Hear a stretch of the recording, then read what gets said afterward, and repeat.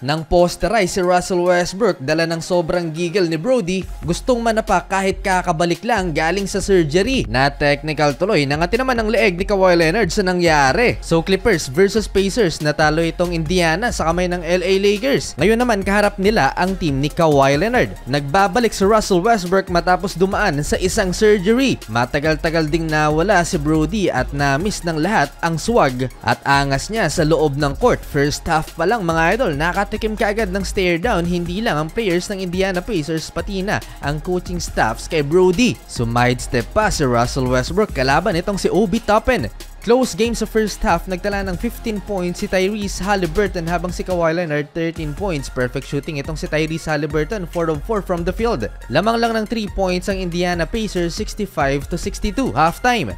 Third quarter, hindi magandang senyales ito para sa LA Clippers dahil lumobo ng 10 points ang lead ng Indiana Pacers. Hindi man lang nakalamang ang home team sa quarter na to. Todo buhat si Kawhi Leonard, so far 24 points na for the Claw. Nang binalik si Russell Westbrook off the bench, ultra-aggressive si Brody. Attacking the paint, iwan ng defender. Eto pa, follow-up layup, halos pantay na sa net ang ulo ni Russell Westbrook. Simula first quarter hanggang third quarter, nagtala ng 14 points si Russell Westbrook, samahan mo pa ng 4 rebounds and 7 assists. Only 1 turnover at napaka-efficient ni Brody. 5-minute mark, na posterize ni Russell Westbrook si Tyrese Haliburton. Sobrang nanggigil ang 6th man ng Clippers, dala ng energy, tangkapan niyang susuntukin itong si Tyrese Haliburton. Masyadong nadala ng hype si Russell Westbrook kaya naman tinawagan siya dyan ng technical foul ng official. Sinamahan pa kasi ng harapang sigaw ni Russell Westbrook. 12 games na wala ang former NBA MVP pero mukhang wala namang kalawang si Brody. Last 3 minutes, nag-mini run ng Indiana Pacers kaya bahagya silang nakalayo sa LA Clippers, 97-89, lamang ng 8 ang visiting team.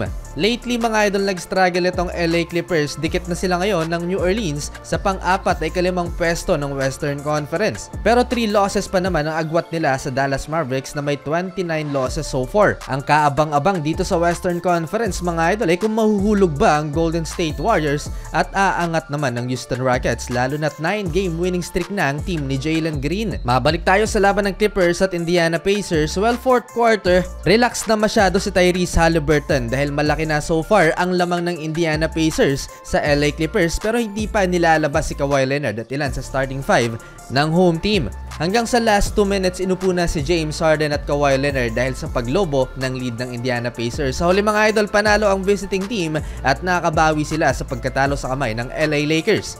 Leading scorer si Pascal Siakam with 31 points habang si Kawhi Leonard nagtala naman ng 26 points, ganoon din si PG 13.